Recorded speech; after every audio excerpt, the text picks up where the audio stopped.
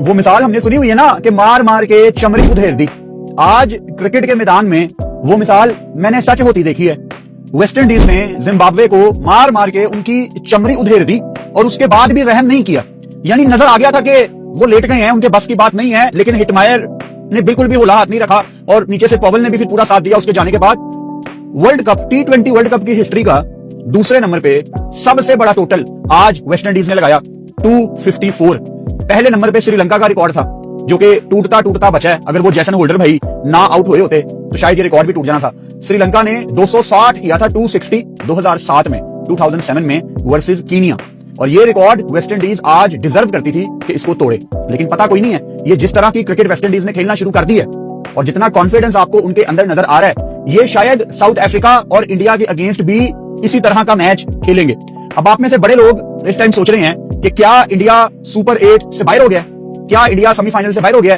आज इसका जवाब है नहीं, लेकिन नेट रन रेट की इतनी बड़ी बूस्ट वेस्ट इंडीज को मिलना आपको ये निशानदेही करता है कि साउथ अफ्रीका और वेस्ट इंडीज सेमीफाइनल की तरफ चल पड़े हैं। साउथ अफ्रीका अपने सारे गेम जीते, बस इंडिया ये दुआ करे। भाई साहब, इंडिया ने अपने लिए रास्ता खुद बड़ा मुश्किल किया है। मैं इस वीडियो में इंडिया ने क्या क्या गलतियां की उसकी बिल्कुल भी बात नहीं करूंगा, क्योंकि जिम्बाब्वे ने आज जो फंबल किए हैं वो यहां पे डिस्कस करना बहुत इंपॉर्टेंट है। सबसे पहले जिम्बाब्वे के कप्तान सिकंदर रजा, बहुत ज्यादा डिसअपॉइंट किया उन्होंने मुझे, क्योंकि देखो हम ना T20 वर्ल्ड कप में एक मैचअप देख रहे हैं। अगर ऑपोजिशन के पास खब्बा है, लेफ्ट हैंडर बैटर, तो आपने सिर्फ चुप करके अपने उस ऑफ स्पिनर को बुलाना है और उस खब्बे के आगे उसको बॉलिंग करवानी है। अब सिकंदर रजा तो खुद कप्तान थे, आप समझ गए होंगे कि मेरा इशारा किस तरफ है।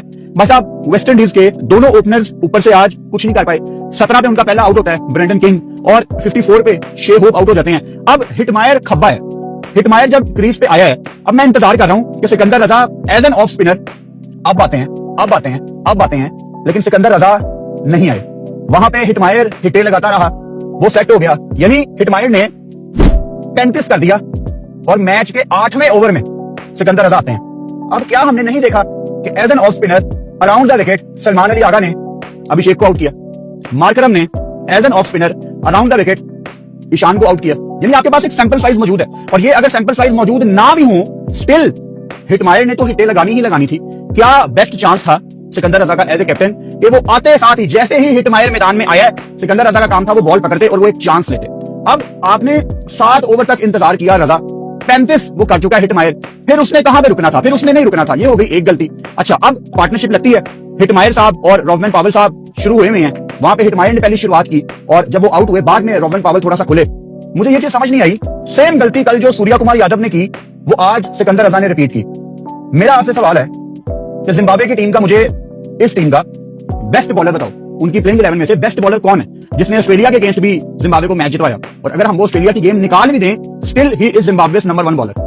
ब्लेसिंग मजरबानी, पार्टनरशिप ग्रो हो रही है, छक्के पे छक्के लग रहे हैं, 103 मीटर 104 मीटर, उनका तो छोटा भी 93-94 मीटर का होता है। 16 ओवर हो जाते हैं और वेस्ट इंडीज का स्कोर हो जाता है 194, यानी 200 लगा लेते हैं।